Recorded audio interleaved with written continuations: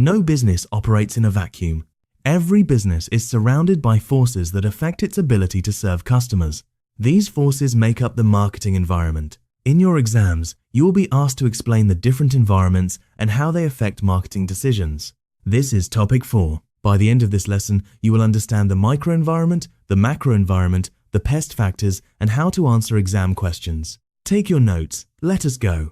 First, what is the marketing environment? The marketing environment consists of all the actors and forces outside marketing that affect the marketing management's ability to build and maintain successful relationships with target customers. The environment is constantly changing. Successful marketers monitor the environment closely. They adapt to changes. They even try to influence some factors. The marketing environment is divided into 2 parts, the microenvironment and the macroenvironment. The microenvironment consists of actors close to the company that affect its ability to serve customers. The macroenvironment consists of larger societal forces that affect the entire microenvironment. Now let me explain the microenvironment. The microenvironment includes 6 actors. The first actor is the company itself. Marketing decisions are made within the company. They are affected by other departments. Top management sets the strategy. Finance provides the budget. Research and development creates new products. Human resources hires and trains employees. Operations produces the goods. All these departments must work together. Marketing cannot succeed if other departments are not aligned. For example, if marketing promises delivery in 2 days, but operations cannot deliver that fast, customers will be unhappy. The second actor is suppliers. Suppliers provide the resources needed by the company to produce its goods and services. Supplier problems can seriously affect marketing. Supply shortages, delays, or price increases can damage customer satisfaction. That is why smart marketers treat suppliers as partners. They build good relationships. They may even have backup suppliers in case of problems. The third actor is marketing intermediaries. These are firms that help the company to promote, sell, and distribute its goods to final buyers. They include resellers, which are distribution channel firms like wholesalers and retailers. They include physical distribution firms, which help transport and store goods. They include marketing services agencies, which are advertising agencies, market research firms, and media firms. They include financial intermediaries, which are banks, credit companies, and insurance companies. Working effectively with intermediaries is critical. A good product with good advertising will fail if intermediaries do not stock it or push it. The fourth actor is customers. Customers are the most important actors in the microenvironment. The whole purpose of marketing is to serve customers. The company must study customer needs, wants, and behaviors. It must segment the market and choose which customers to serve. It must satisfy customers better than competitors. Customers can be classified into different markets. Consumer markets consist of individuals and households. Business markets buy goods for use in production. Reseller markets buy goods to resell at a profit. Government markets buy goods for public services. International markets include buyers in other countries. The fifth actor is competitors. A company must provide greater customer value than its competitors. Marketers must monitor competitors' strategies, strengths, and weaknesses. They must anticipate competitors' reactions to their own moves. A company can be too focused on competitors. If it copies everything competitors do, it becomes a follower, not a leader. The best approach is to benchmark competitors, but stay focused on customer needs.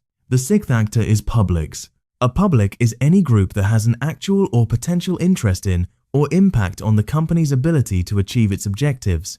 There are 7 types of publics. Financial publics include banks, shareholders, and investors. They affect the company's ability to obtain funds. Media publics include newspapers, television stations, and social media. They carry news and opinions about the company. Government publics include regulatory agencies and lawmakers.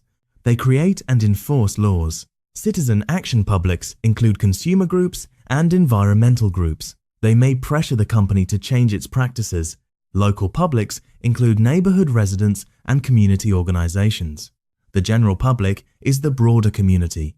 The company's image among the general public matters. Internal publics include workers, managers, and the board of directors. Now let me explain the macro environment. The macro environment consists of 6 larger forces. They are often called PEST or pestle factors. The first force is demographic. Demography is the study of human populations. It includes size, density, location, age, gender, race, occupation, and other statistics. Demographic trends affect marketing. For example, an aging population means more demand for healthcare and retirement services. A growing youth population means more demand for education and entertainment. Population shifts, like movement from rural to urban areas, also affect marketing. The second force is economic. The economic environment includes factors that affect consumer purchasing power and spending patterns. These include income levels, inflation, interest rates, unemployment, and economic growth. When the economy is growing, people have more money to spend. Marketers can target premium products. When the economy is struggling, people cut back. Marketers emphasize value and discounts. Income distribution also matters. Countries with a large middle class have more stable demand. Countries with extreme inequality present different challenges. The third force is natural. The natural environment includes the physical environment and natural resources needed as inputs or affected by marketing activities. Issues include shortages of raw materials, increased pollution, and climate change. Companies today must be environmentally responsible. Consumers prefer products that are green. Governments pass laws to protect the environment. Marketers must consider the environmental impact of their products, packaging, and distribution. The fourth force is technological. Technology includes the application of knowledge to create new products and processes. Technology is changing rapidly. New technologies create new markets and new opportunities. They also make old products obsolete. Companies that fail to keep up with technology will be left behind. For example, smartphones made digital cameras, GPS devices, and music players less necessary. The internet created e-commerce and digital marketing. Marketers must embrace new technologies to reach customers effectively. The fifth force is political and legal. This includes laws, government agencies, and pressure groups that influence and limit organizations. Marketing decisions are affected by laws on consumer protection, product safety, advertising, pricing, and competition. Ignorance of the law is not an excuse. Marketers must know the laws that apply to their business. They must also be aware of proposed laws that could affect them. Political stability is also important. Businesses avoid investing in countries with unstable governments. The sixth force is cultural. The cultural environment includes institutions and other forces that affect society's basic values, perceptions, preferences, and behaviors. Cultural values are passed from parents to children and reinforced by schools, churches, and media. Core beliefs are persistent. It is hard to change them. Secondary beliefs are more open to change. Marketers must understand cultural values. For example, in many cultures, there is a strong belief in hard work and achievement. Marketers appeal to that. There is also a growing concern for health and wellness.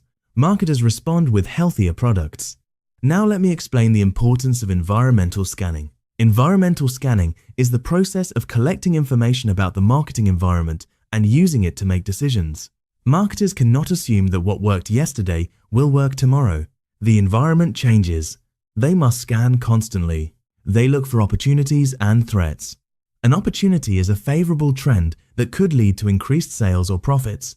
A threat is an unfavorable trend that could reduce sales or profits. By scanning the environment, marketers can respond proactively instead of reactively. Now let me give you examples of how the environment affects marketing. When the COVID-19 pandemic hit, the environment changed dramatically. Governments imposed lockdowns, many stores closed, customers stayed home, marketing had to adapt, restaurants shifted to delivery, retailers shifted to e-commerce, advertisers shifted to digital media. Companies that adapted survived. Companies that did not failed. Another example is the rise of social media. The technological environment changed.